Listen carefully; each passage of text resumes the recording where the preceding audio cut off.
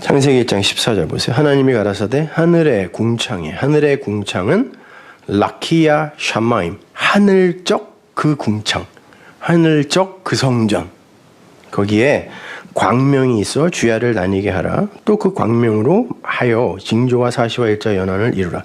그래서 광명은 오르, 빛 있죠, 빛. 거기에다가 마임, 이 히브리어 마임을 딱 붙이면 그게 장소가 돼요.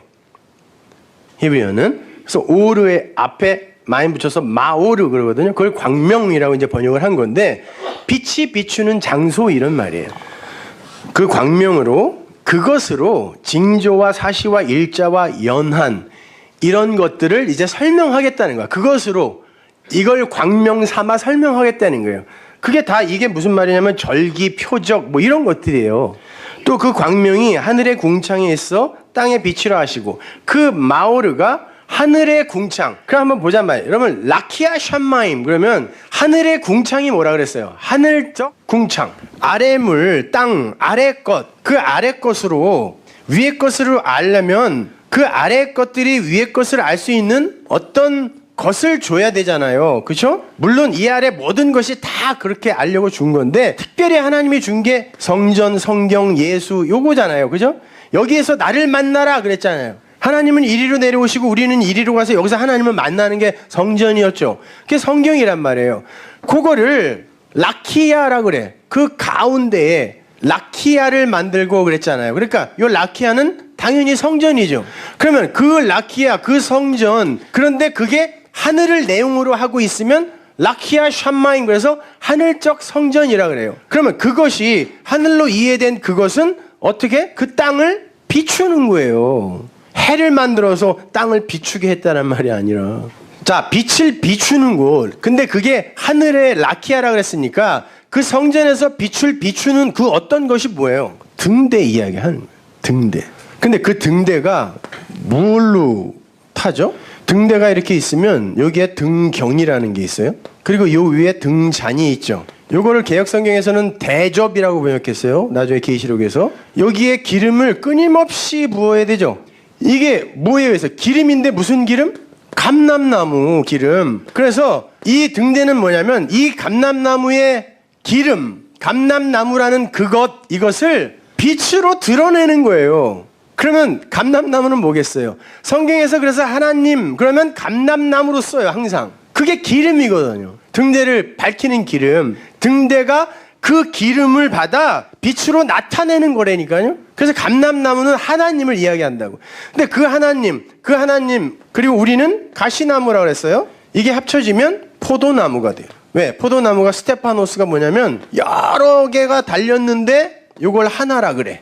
그래서 포도나무예요. 그래서 사도행전에서 마지막에 스테파노스, 포도가, 스테반이 포도라는 이름이에요. 포도가 복음을 딱 전하고 죽어버려요. 하나님의 포도를 딴 거를 상징한 거예요. 포도, 가시나무에서 포도 딴다. 그리고는 스테파노스를 따서 땄지! 라고 하는 거예요. 그래서 나중에 가면 저 대접에서 기름이 다 하나하나 쏟아지죠. 다 쏟아지면 이 세상의 진리의 불은 꺼지는 거예요. 그럼 심판. 그래서 인내재앙, 나팔재앙, 대접재. 이는 떼지죠. 그 단어가 하나님이 입을 열어 가라사대에 입을 열다와 똑같은 단어예요. 인을 떼, 열어. 그리고 나팔, 말해. 그리고는 빛으로 비추는데 이제 나중에 하나하나 꺼버리는. 그래서 근데 이 세상이 지금 마지막으로 치닫고 있는 거예요. 그래서 거의 꺼져가. 진리가 거의 없었죠. 그래서 꺼져가는 등불도 그러나 끄지 않아요. 근데 세상은 그렇게 보여. 우리가 보기에도 그렇게 보이죠? 꺼져가는 등불. 상한 갈대는 뭐예요? 청량하는 자야, 캐논. 근데 그걸 세상은 상하게 만들어. 그러나 절대 안 꺾여. 마지막 그 자가, 그 갈대가 꺾여지는 그때까지 안 꺾어. 갈 거야. 꺼져가는 불길, 마지막 그 대접 쏟아질 때까지 니들은 다 꺼진 것 같지? 안 꺼졌어. 자, 그럼 진리를 빛으로 드러내는 그 광명은 무엇을 나타낼까요? 밤으로, 이 세상으로 낮을 나타내야 되는 거예요. 이 세상은 온통 밤이니까. 그래서 그 광명을 낮을 주관하고 밤을 주관하고 이렇게 이야기했는데, 그 주관하다는 말이 그냥 섬기다라는 말이에요. 낮도 섬기고 밤도 섬겨. 왜냐면 우리는 밤에 있기 때문에 여기서요.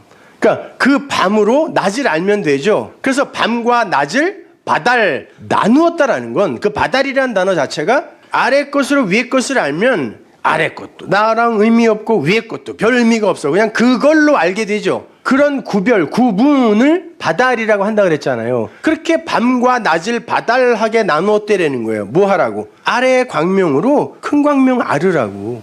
그렇게 되면 이 아래의 것들, 땅의 모든 것들은 합력하여 선이 될 수밖에 없죠. 진리의 아들들이 나타나서 이 세상 모든 것을 진리로 설명할 수 있게 되면 이 세상 모든 것이 빛이 되는 거잖아요. 아, 이것도 빛이었네? 그 내용은 원래 그걸 설명하는 거였네? 이렇게 알게 될 거 아닙니까? 그 예수님이 빛으로 오신 거예요. 그래서 그 빛이 이 어두움에 비추어 야, 너희들이 어두움이라고 하는데 이 아래는 어두움밖에 없어. 그러나 그것이 무엇인지를 알게 되면 너희들이 그 진리를 갖게 된 거고 그러면 너희들을 세상의 빛이라고 그래 그러는 거예요. 원래 예수님이 오셨을 때는 그 빛이 오셨을 때는 이 세상이 다 어둠이라고 그랬잖아요. 그 빛은 없다고 그랬거든요. 근데 나중에 너희들은 세상의 빛이야 라고 칭해지는 어떤 이들이 진짜 나타났다니까요. 그 빛을 안에 가진 거예요. 진리로 말씀으로 가진 거란 말입니다. 그러니까 여러분은 이 어둠의 세상에서 빛의 세상을 사는 이들이 되는 거예요. 빛으로 사는 이들이 되는 거예요. 하나님은 그 광명이라는 걸 작은 광명, 큰 광명으로 나누어서 설명해주고 그것을 밤과 낮을 주관하게 했다라고 이야기를 하는데 한번 잘 생각해 보세요. 큰 광명이라는 건 진짜 그 마오르, 그것을 이야기하는 거예요. 진짜 그 빛. 근데 작은 광명이라는 건 그러니까 여러분이 알고 있는 걸로 제가 설명해 드릴게요. 큰 광명이 해예요. 달은 발광체가 아니죠. 자기가 빛을 내는 게 아니에요. 그건 달빛이 아닙니다. 해가 있다라는 걸 달이 증거하는 거죠. 지금 밤이야, 어두워. 그런데 내가 빛을 내고 있다? 왜? 저편 저기에 숨어있는 해가 있단다를 보여주는 게 달이란 말입니다. 반사체란 말이에요, 달은. 그걸 작은 광명이라고 알고 계셨죠? 그렇게 알고 계셔도 돼요. 그 작은 광명이 뭐예요? 어두움에서 살고 있는 우리라니까? 그 진리가 내 안에 씨로 들어오게 되면 내가 밤을 섬기는, 밤의 진리로 섬기는 자가 되는 거예요. 그게 밤을 주관한다라고 하는 거예요. 그 단어가 섬기다라는 뜻이거든요. 내가 그 밤을 진리로 이렇게 섬기면 그것으로 그 큰 광명이 알게 되잖아요. 그래서 나중에 예수님이 비유해서 불의한 청지기에 비유해서 작은 것에 충성하지 않는 자가 어떻게 큰 것에 충성해? 이렇게 말씀하세요. 그 똑같은 단어인데 무슨 말이냐면 이 작은 것, 선악과 이 아래의 율법, 이 죄, 어두움으로 여기에 충성하여 이것으로 그것을 못 알아먹는다면 니들이 어떻게 그 빛을 큰 거를 알겠니? 이런 말이에요. 그럼 아래의 것으로 그걸 알면 되는 거래요. 그래서 작은 것으로 큰 것을 알라라고 이야기하는 거예요. 그러면 성전이나 예수나 역사나 인생이나 성경이나 죄나 악이나 어두움이나 아래의 물은 큰 광명을 내용으로 하고 있는 거죠. 이 땅에 내려와서 그 빛을 설명하는 게 작은 광명들이니까 모형을 갖고 그게 빛의 실체는 아니지만 그걸 영광, 독사, 나타내는 것들이니까 그죠? 그러면 큰 광명, 작은 광명을 나눴다는 건 뭐예요? 이것과 이것이 사실은 같은 거네 이렇게 그죠? 그렇게 알게 하겠다는 거죠. 그럼 그렇게 알면 그들을 별이라 그래요. 큰 광명, 작은 광명을 만들고 나중에 별을 만들었다 이런 말이 아니라 그들을 하늘의 별이라고 그래. 그 넷째 날이에요. 그래서 하나님이 아브라함에게 네 자손을 어떻게 준다 그래요? 하늘의 별처럼. 그런데 그렇게 하늘의 별이 되겠다고 나를 섬기겠다고 이 성전에 나와 바다의 모래가 되는 놈들도 있을 거야. 둘 다 뭐 많아질 거야 이런 말이 아니라 하늘의 별이 되는 그 빛을 비추는 이들이 있는가 하면 모래라는 건 선지서에 보면 내가 그 비를 모래로 내릴 거다 그러면 심판입니다. 비의 반대 개념이에요.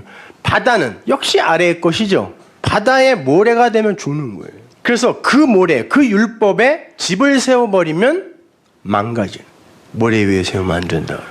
그러니까 성도는 이 밤의 세상에 사는 사람들이에요. 그리고 어두움이라는 그 풀이라는 씨 없는 육체를 입고 살아요. 그런데 그 안에 진리의 씨가 심겨지게 되면 그를 통하여 빛이 비추어지게 돼요. 주님께서 당신을 빛이라고 하셨고 빛이 있는 동안에 다녀라 그랬죠. 그리고 낮은 12이야 그랬어요. 그 빛이 12 아들을 만들어내는 건데 근데 그 빛이 그 아들로 오신 그분이 사라지면 죽으면 너희들은 니들 안에 그 빛을 가져야 돼 그래요. 안 그러면 니네 밤에 다니다 실족한다. 그러니까 그 빛은 이 땅에 나타난 빛으로 오신 그 광명, 작은 광명이 이제 사라지고 밤을 사는, 그분이 없으면 밤이니까 밤을 사는 우리 안에 빛으로 들어오겠다는 거예요. 그걸 말씀이라 그래요. 진리라 그래요. 그럼 너희를 빛이라 그래요. 그 빛을 드러내는 걸 영화롭게 하다라고 하는 거예요. 독사조. 그리고 그들을 하늘의 별이라고 해요. 그 코카브, 별이라는 단어가 발광체라는 뜻도 있지만 백성, 방백 이런 뜻도 있어요. 그러니까 빛을 내는 하나님의 백성. 별이에요. 코카브. 그들이 땅을 비추는 거죠. 그래서 그들이 땅을 비추게 한다. 이렇게 써놓은 거예요. 그래서 하나님께서 아브라함에게 이렇게 말씀하셨어요. 창세기 15장 5절 보세요. 그를 이끌고 밖으로 나가 가라사대 하늘을 우러러 무별을 셀 수 있나 보라. 또 그에게 이르시되 네 자손이 이와 같을 거야. 이게 창세기에서의 그 별이에요. 코카브. 여기서 자손이라는 건 아브라함 안에 집어넣을 그 씨를 이야기하는 거예요. 근데 우리 개혁성이 그냥 자손이라고 이렇게 번역을 해놨는데 왜 그러냐면 하나님이 네 안에 내가 씨를 넣을 거야. 너에게 자손 줄 거야. 이 말, 씨, 제라 줄 거야. 이 말은 원래 네 안에 생명의 말씀 그걸 집어넣을 거야라는 말인데 아브라함이 아들 줄래나? 그래서 그냥 그 다음부터 하나님의 아들을 줘버렸잖아요. 그래서 우리가 그걸 자손이라고 아들이라고 이렇게 해석하는 거지 사실 그 씨, 제라라는 건 진리를 이야기하는 거예요. 생명을 이야기하는 거예요. 하나님의 사랑을 이야기하는 거죠. 이렇게 하나님의 택한 백성들이 부르심을 입고 의롭게 되어서 그 안에 진리의 씨를 갖게 되면 그들은 땅으로 하늘을 깨달을 수 있게 되고 어둠을 빛으로 나타낼 수 있으며 아래의 물로 위의 물을 알 수 있게 되고 열매로 일하는 나무를 통해서 씨를 전달받아서 그 씨를 뿌리는 씨 맺는 풀싹으로 이 세상을 살게 되는 거예요. 그러면 그가 레비히, 넷이 되는 거예요. 완성. 너 온전해야 돼. 그리고 하나님이 넷을 주잖아요. 너 사랑으로 마지막 에스카톨로스 코드란테스 그 마지막 홀이 이거 갚아. 이거가 돼. 그러면 너를 온전하다 해줄게. 이게 마태복음 5장 마지막 절이 이야기죠. 하나님이 온전한 것처럼 너희도 온전하라. 그래놓고 마지막 사랑으로 완성해. 이렇게 이야기한다니까요. 아가페의 사랑으로 완성하면 그를 완전하다, 넷이다 이렇게 하는 거죠.